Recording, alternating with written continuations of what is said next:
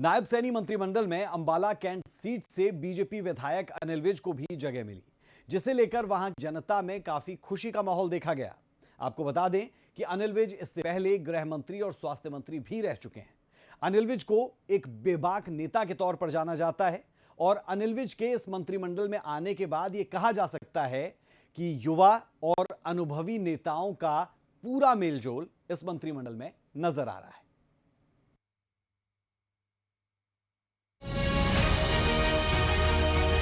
मैं अनिल विज ईश्वर की शपथ लेता हूं कि मैं विधि द्वारा स्थापित भारत के संविधान के प्रति सच्ची श्रद्धा और निष्ठा रखूंगा। हरियाणा में नायब सरकार के नायब मंत्रिमंडल पर चल रहा सस्पेंस पूरी तरह से खत्म हो चुका है।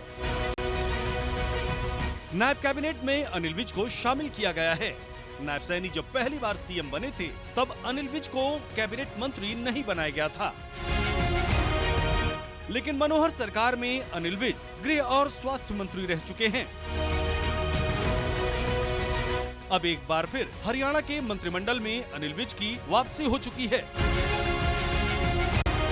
मुख्यमंत्री नायब सैनी के बाद दूसरे नंबर पर अनिल विज ने पद एवं गोपनीयता की शपथ ली थी। मैं अनिल विज ईश्वर की शपथ लेता हूं कि मैं विधि द्वारा स्थापित भारत के संविधान के प्रति सच्ची श्रद्धा और निष्ठा रखूंगा। मैं भारत की प्रभुता और अखंडता अक्षुण्ण रखूंगा। मैं हरियाणा राज्य के मंत्री के रूप में अपने कर्तव्यों का श्रद्धापूर्वक और शुद्ध अंतःकरण से निर्वहन करूंगा तथा मैं या पक्षपात, अनुराग या द्वेष के बिना मैं सब प्रकार के लोगों के प्रति संविधान के और विधि के अनुसार न्याय करूंगा।